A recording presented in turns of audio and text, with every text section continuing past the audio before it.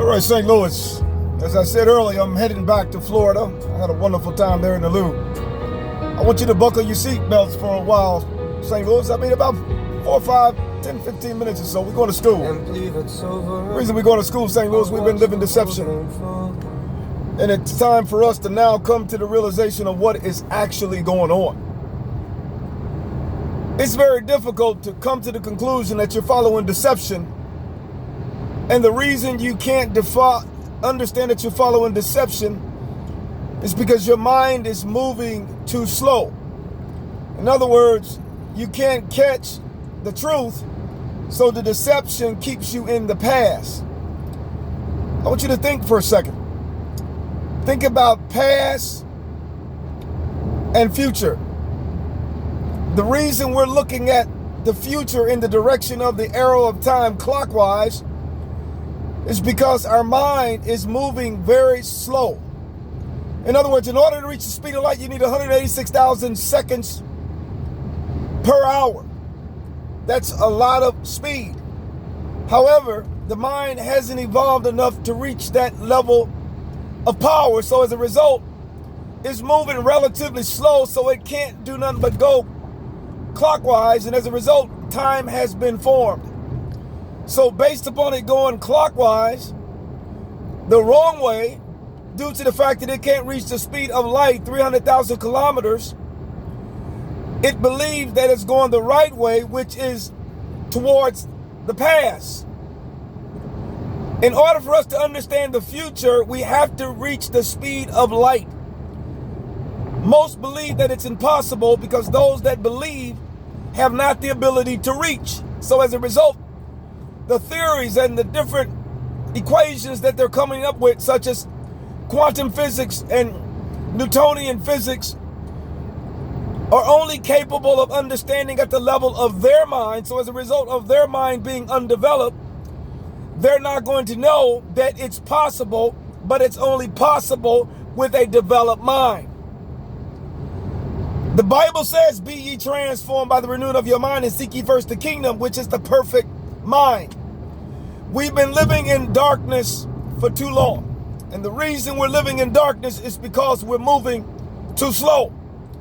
In order for us to know that something is available, we have to reach the level of mind to know that it's possible. And if we can't, we will not know. So as a result, we will follow fables and stories. And as a result of following those fables and stories, we will continue to hallucinate and believe that we're going in the proper direction, but we're going based on a distorted view due to an undeveloped mind. Think for a second. From 1 to 100, if you're traveling at 1, however, 100 will give you the equivalency of the speed of light. So as a result, you're going towards 100, but you never broke free to remove yourself from the gravitational pull 1 to 100. So as a result, you built your house within 1 to 100, but you never broke out of the matrix, which is literally you have to exceed the 100, which will cause you to go into a different reality. And as a result, you will be able to warp space and time at absolute zero, -273, and bring space, meaning minus friction and heat, down to Earth. No different than when Basil and the other billionaire, Richard, went into lower orbit and they were able to become weightless. The reason they were able to become weightless is because they left the Earth atmosphere, where it became very light based upon the speed of the vehicle in which they were traveling in. So once they reached a certain speed, we'll say 17,000 miles an hour, they were absent of the gravitational pull, which made them weightless. So they were able to leave their seatbelts and turn flips. However, when the vehicle re-entered the Earth atmosphere, they had to literally get back in their seatbelts before they re-entered, because if they wouldn't have, they would have crushed, they would have fallen down to the bottom or to the floor of the vehicle. We must be able, and I think we can do this, to reach weightlessness on earth. The reason this is possible is because anything can become a black hole if you can go down to the lowest density. It's just like a supernova. When you crunch it, it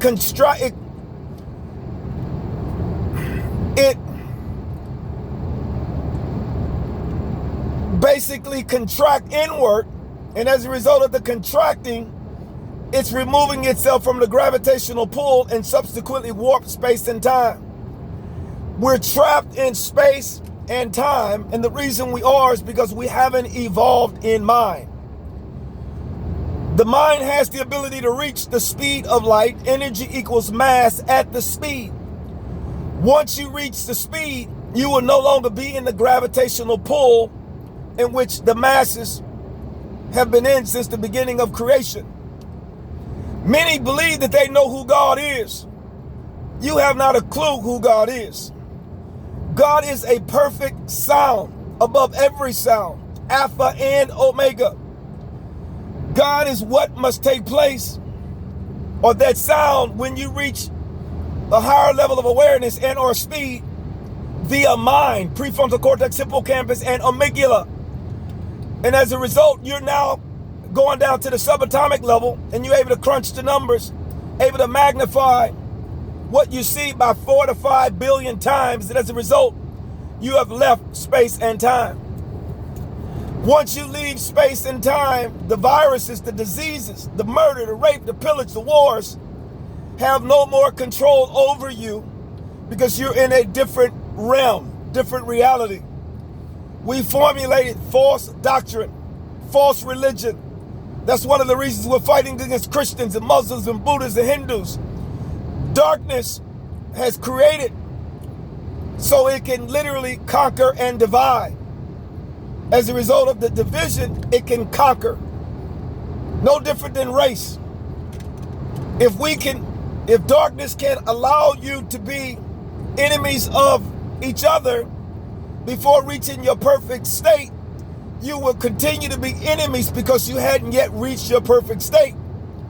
At your perfect state, there is no gravitational pull, and as a result, you are all one. There are no races. You're all one at the perfected sound. We have to get this, because if we don't get it, these murderers, these rapists, these serial killers, these countries that are involved in communism, taking advantage of the people, basically milking the land, these corrupt governments, which is literally the system, will continue to rule. It's our responsibility to wake up in this season. And in order to wake up, you must reach a higher level of consciousness and awareness. And as a result, you would stop time as you know time. Based upon the electrons moving, they will stop. And as a result, they will have no more power over you. And as a result, we would begin to build, not utilizing gasoline, electricity. We would be utilizing something at the perfected level, and there wouldn't be any carbon emissions. There wouldn't even be global warming. We must wake up in this season. I'm going to leave you with this. I'm waking up, and I'm quite sure many of you are waking up. And for those of us that are waking up, it's our responsibility to help others to wake up. And you must understand, you're no better than the next. There's no superiority in weightlessness. We're all one at the molecular subatomic level. I'm going to fight for mine. I'm going to fight for yours. Because when you reach a level of awareness beyond space and time, you are fearless. So I want you to understand, ain't no shame in my game. I'm not playing the radio. I've retired. I worked in that system. It's a system. It's an algorithm. You may not understand my language, but you damn better try. Until next time, remember, I don't play the radio. May God bless you all and get you to understand.